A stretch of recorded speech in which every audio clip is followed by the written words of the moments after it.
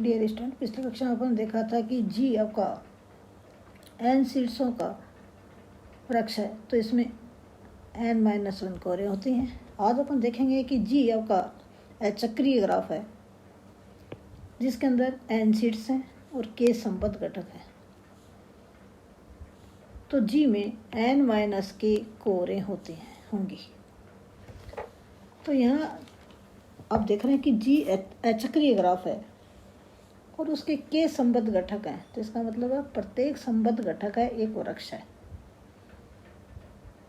और अपने जैसा पिछली कक्षा में देखा था कि यदि वृक्ष के अंदर n सीड्स हैं तो n-1 क्या होंगी? कोरें होंगी। n सीड्स हैं तो उस वृक्ष में n-1 कोरें होती हैं, ये अपन ने देखा था। तो प्रत्येक संबद्ध घटक के अंदर कोरों की संख्या आपको पता लग जाएगी और उससे अपन सब जी में कोरों की संख्या अपन प्राप्त करेंगे।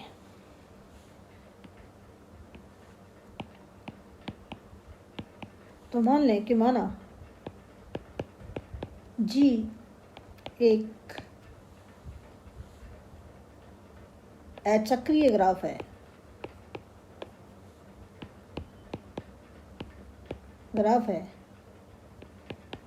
जिसमें n सीड्स तथा k संबद्ध घटक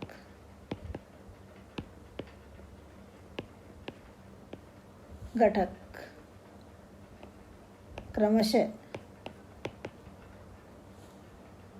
या k संबद्ध घटक G1, G2 and so on Gk है। तो माना जी आपका अचक्रीय ग्राफ है जिसमें n सीड्स हैं तथा k संबद्ध घटक G1, G2, Gk हैं।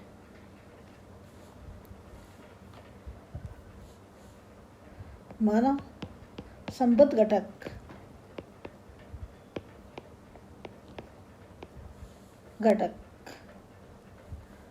G1, G2 and so on Gk में क्रमशः n1, n2 and so on nk seeds हैं। तब आप देखेंगे कि इन सभी सीड्सों का योग अपन करें plus and so on plus nk, ये किसके बराबर हो जाएगा? ग्राफ जी में सीड्सों के बराबर आ जाएगा, n के बराबर आ जाएगा। इसको नंबर 1 लगा दें अपन, तो n1 plus n2 plus nk बराबर n आ जाएगा। क्योंकि जी चक्रीय ग्राफ है,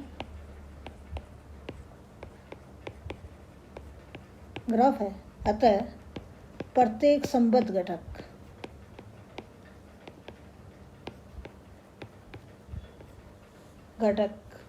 जी आई, जहाँ आई का मान आपका 1 से लेकर k तक वेरी कर रहा है, प्रत्येक संबद्ध घटक अचक्रीय है। जी आपका अचक्रीय ग्राफ है तो इम्प्लाइज प्रत्येक संबद्ध घटक जी आई अचक्रीय है, तो इम्प्लाइज जी आई एक वृक्ष है। फॉर ऑल आई की वैल्यू आपकी 1 से लेकर k तक वेरी कर रही है, 1 से लेकर k तक वेरी कर रही है। तो जी आई आपका वृक्ष है, तो इम्प्लाइज जी आई में कितनी कोरें होंगी? क्योंकि जी आई में ni सीड्स हैं, तो जी आई में ni-1 कोरें होंगी। तो इम्प्लाइज जी आई में ni-1 कोरें होंगी, क्योंकि GI में NI सीड्स हैं, NI सीड्स हैं, वही आपका I का मान 1 से लेकर K तक वेरी कर रहा है। तो GI में Ni-1 कोरे हैं, तो इम्प्लाइज ग्राफ G में कोरों की संख्या, अतः ग्राफ G में कोरों की संख्या क्या हो जाएगी, G में कुल कोरें कितनी हो जाएगी, G1 में कोरें प्लस G2 में कोरें plus and so on plus GK में कोरें या कोरों की संख्या।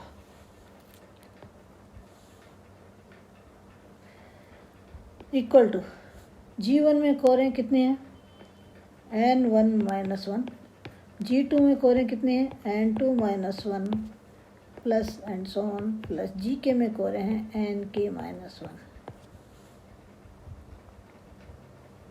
इक्वल टू ये आ जाएगा N1 plus N2 plus and so on plus Nk minus 1 plus 1 plus and so on plus 1 कितनी बार है, K बार है। ये आपके पास K बार जोड़ हो रहा है इसका।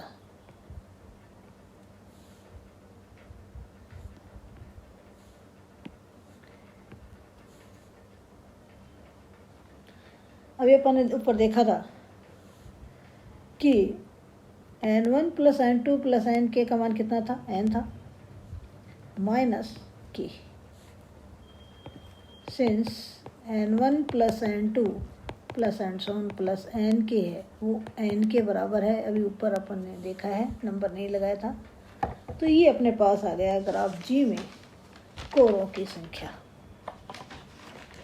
अतः G में कोरों की संख्या कितनी आएगी, N-K।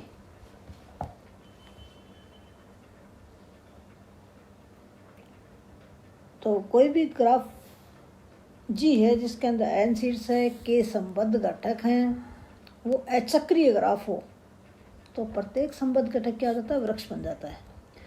और अपन जानते हैं कि वृक्ष में यदि N सीड्स हैं तो N-1 कोरें होती हैं। तो अपन देख रहे हैं कि प्रत्येक संबद्ध घटक है वो एक वृक्ष है। वृक्ष है तो उसके अंदर अपने को पता हो कि प्रत्येक संबद्ध घटक में कितने सीड्स हैं। अपन ने मान लिया कि G1, G2, K संबद्ध घटक हैं ग्राफ G के। तो G1 में N1 सीड्स हैं तो N1-1 कोरें होंगी, G2 में N2 सीड्स हैं तो N2-1 कोरें होंगी, और GK में Nk सीड्स हैं तो Nk-1 कोरें होंगी। और सभी संबद्ध घटकों में सीड्सों की संख्या ग्राफ G में सीड्सों की संख्या के बराबर होती है। तो N1 plus N2 plus Nk है वो N के बराबर हो गई। तो इस तरह से अपन ने सभी संबद्ध घटकों में कोरों की संख्या का योग किया तो वो अपने पास कितना आ जाएगा, N-K आएगा। नेक्स्ट अपन देखेंगे, नेक्स्ट प्रमेय है कि प्रत्येक अतुच्छ नॉन ट्रिवियल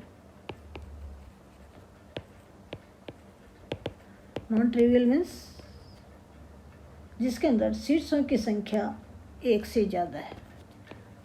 वृक्ष में कम से कम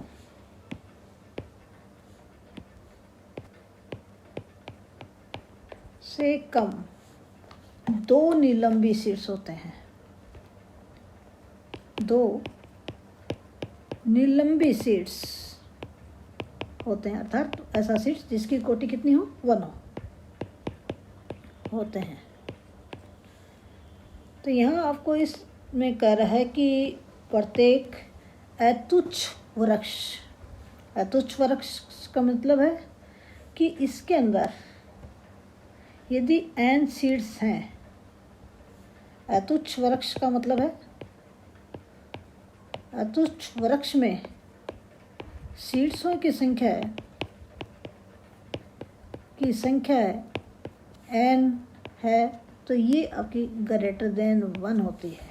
n संख्या n है वो ग्रेटर देन 1 होती है अतुच्छ वृक्ष के अंदर।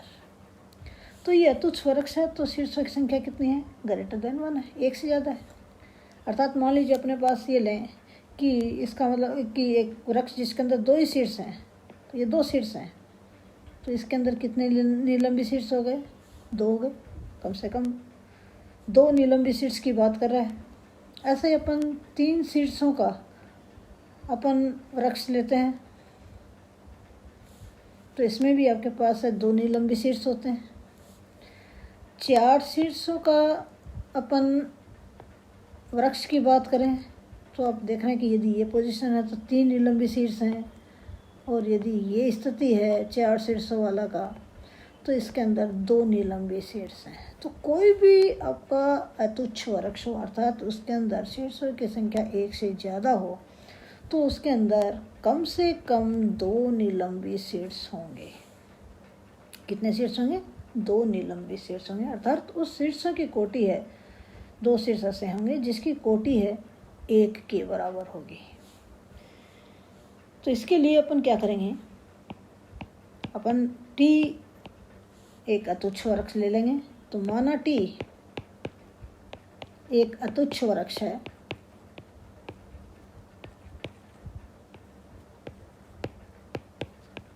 है, जिसमें n सीड्स हैं,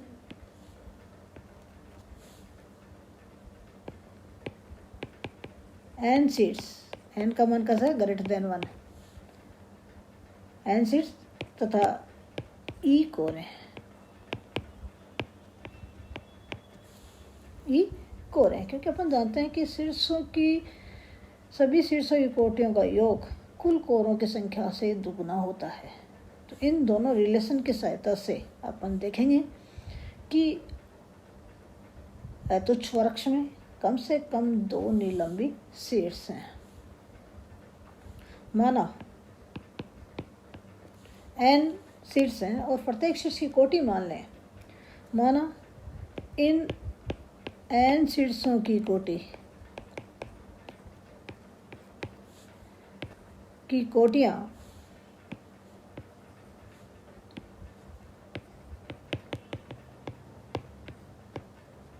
D1, D2 and so on Dn इस प्रकार है कि ये भी साथ ले लें कि D1 की वैल्यू है वो सबसे कम है, less than equal to D2 है, less than equal to D3 है, इस तरह से less than equal to Dn है। ये रिलेशन अपन ले लें साथ में। n सीड्स हैं और इन n सीड्सों की कोटियाँ अपने D1, D2, Dn ले ली, और वो इस प्रकार हैं कि D1 की वैल्यू सबसे कम है, उससे बाद में D2 है, D3 है, इस तरह से Dn है। ये सब शीर्षों की कोटियाँ बराबर भी हो सकते हैं। जैसे अपन ने देखा है, अभी एग्जाम्पल देखा था, उसमें 2 शीर्षों वाला वृक्ष था, उसमें दोनों शीर्षों की कोटियाँ बराबर थी। 3 शीर्षों वाला वृक्ष था, उसमें भी देखा कि 2 शीर्षों की कोटियाँ बराबर थी, 1 शीर्ष की कोटि आपके पास है 2 थी। तो इस तरह से अपन ने इनकी कोटियाँ अपने ले ली। तो सिंस T जो है अतुच्छ वृक्ष है,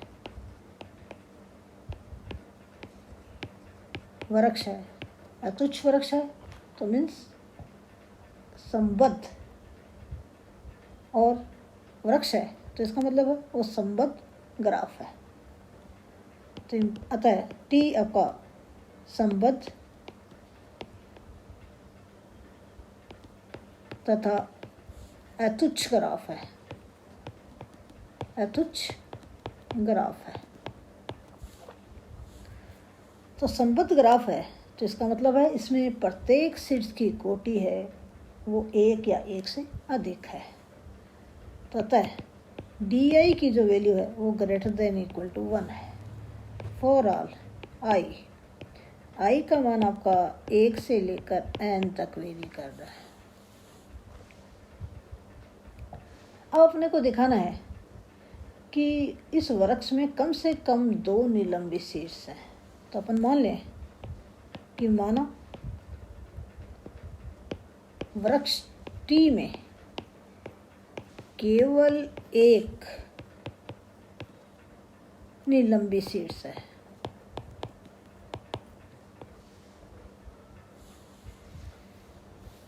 केवल 1 निलंबी शीर्ष है।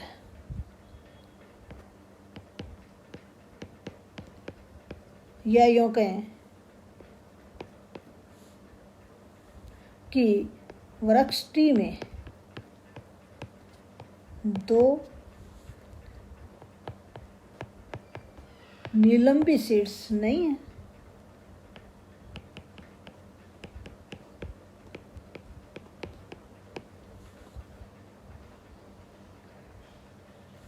तो वृक्ष टी में ज़्यादा से ज़्यादा कहें 1 निलंबी शीर्ष है। तब या 2 निलंबी शीर्ष नहीं है, तब क्या स्थिति आ जाएगी? तो D1 की कोटि सबसे कम थी, उसकी value greater than equal to 1 होगी। वृक्ष टी में 1 से अधिक निलंबी शीर्ष नहीं है। यूँ कहते हैं वृक्ष टी में 1 से अधिक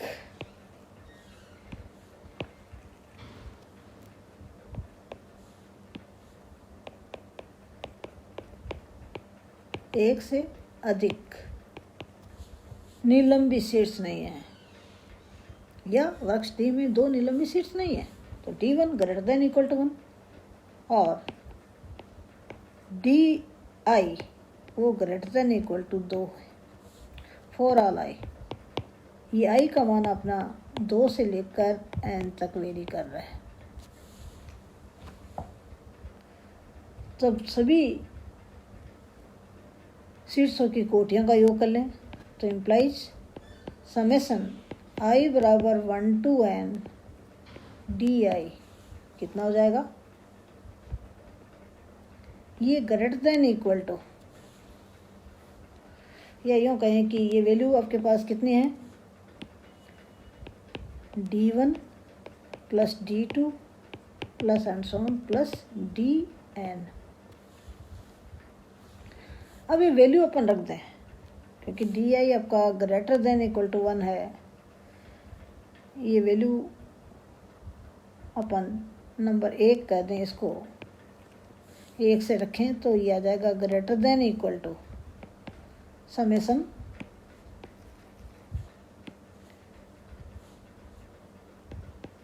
I बराबर 1 to n DI greater than equal to D1 1 plus 2 plus and so on plus 2। कितनी बार आएगा ये? n माइनस 1 बार, n माइनस 1 बार। तो इम्प्लाइज समेशन I बराबर 1 to n DI greater than equal to 1 plus 2 times n minus 1। तो ये वैल्यू अपने पास आ गई 2n माइनस 1। नंबर 2 कह दें। नंबर 1 से मान रखा,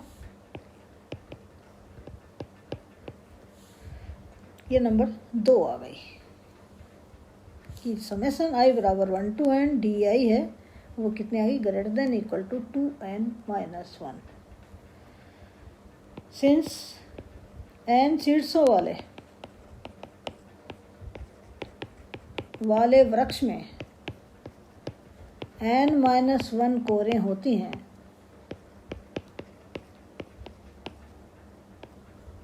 अतः E का मान कितना है? n minus 1। परंतु समेशन I बराबर 1 to n DI वो कितना होता है? 2E होता है, और E का मान n माइनस 1 है। तो ये कितना हो गया 2 मल्टीप्लाई बाई n-1 अर्थात 2n-2। नंबर 3 कर दें। देखिए 2 नंबर इक्वेशंस है, उस 2 नंबर को देखिए आप। ये कह रहा है कि समेशन i बराबर 1 to n डी की value greater than equal to 2n-1 है। नंबर 3 कह रहा है कि सभी शीर्षों की कोटियों का योग 2n-2 है। तो समेशन i बराबर 1 to n डी वो greater than equal to 2n-1, जबकि समेशन i बराबर 1 to n डी नंबर 3 के अनुसार ये 2n-2 है। तो अपन देख रहे हैं कि 2n-2 is less than 2n-1 होता है। 2n-1 होता है, इसका मतलब ये जो नंबर 2 है, क्योंकि समेशन i बराबर 1 to n डी का मान 2n-2 है, तो 2 और 3 इम्प्लाइज ये कर 2 नंबर ये कह रही है, 3 ये कह रही है, तो इसका मतलब है 2 नंबर इक्वेशन है वो असत्य है। पता है ऐसमी का जो आपके है 2 है वो कैसा है असत्य है, क्योंकि 2 कह रही है कि ये value greater than equal to 2n-1 है, जबकि ये वैल्यू कितनी होती है 2n-2 होती है। तो 2n-2 not greater than equal to 2n-1, तो इसका मतलब है नंबर 2 ऐसा का है वो गलत है। ये गलत कब आई? जब अपन ने कहा कि वृक्ष टी में एक से अधिक निलंबी शीर्ष नहीं है, तब अर्थात कम से कम 2 निलंबी शीर्ष हैं। फलतः वृक्ष टी में कम से कम 2